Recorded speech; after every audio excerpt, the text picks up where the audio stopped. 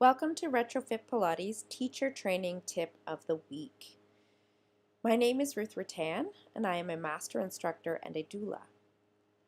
This week is Class Construction Part 3, Tools for Creating a Well-Rounded Class with Flow, and it is a more contemporary approach to class planning. As a quick review, the first week we started with positions of the body and creating phrases or groupings for each of the start positions, either on the mat or any piece of Pilates equipment. We divided that into 6 major categories, and I asked you to create a phrase or grouping of exercises for each one of the 6. We then took a look at the movements of the body, and we made sure that within those 6 phrases, we had covered all of these different body movements.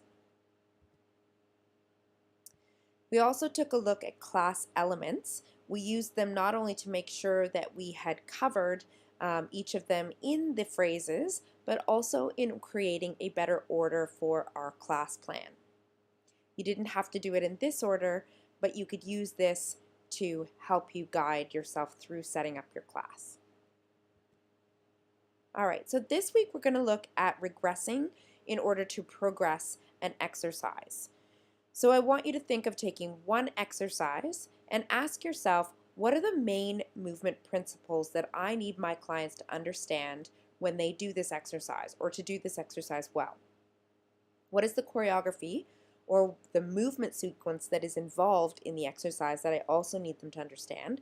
And how can I break this down into more manageable ideas, concepts, or movement sequence chunks so that my clients don't have to try and absorb all of it all at once? So let's break down an exercise. Let's just take hundreds. The movement principles involved are breathing, the position of your pelvis, so a good start position, lumbopelvic stability, and abdominal strengthening. The choreography or the moving parts might be the breathing and arm pumping together, pelvic position and curling forward, and our leg position. So select your pre-Pilates exercises that support the exercise itself. So for breathing, we might want to do sniff breathing. Or we might want to do 5 inhales, a 5 count inhale and a 5 count exhale for smooth breathing.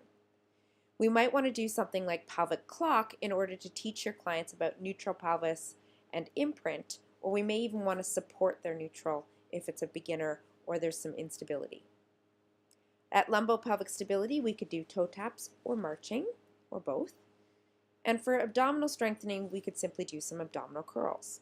All of those exercises support the choreography and the elements of the exercise.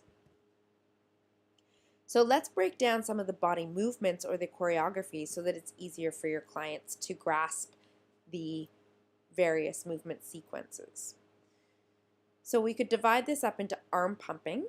Which muscles do they need to use? A lot of clients tend to bounce in their head or move their torso. We need to teach, or they flap their hands like they're flying or slapping water. So we want to teach them where they should be feeling this from and how to do that.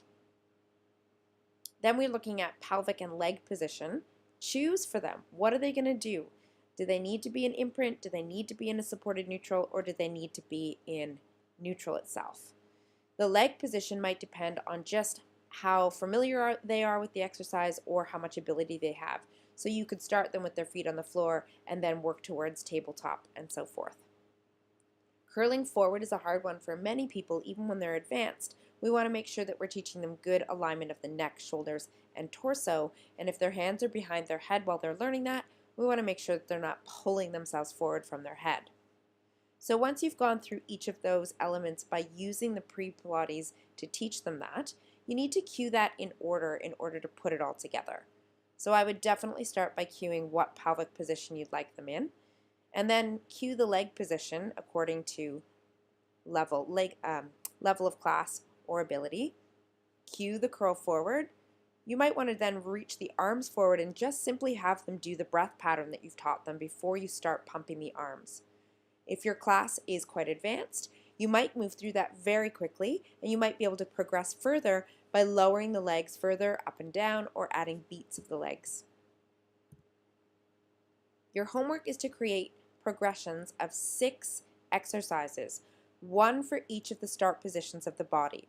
So if you've been following along for the past few weeks, you could simply take one of the exercises from each of your phrases, or you could start anew and just pick 6 new exercises.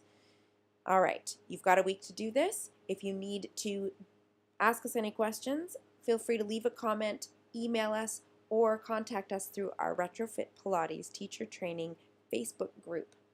Thank you so much for joining us, and we'll see you again soon.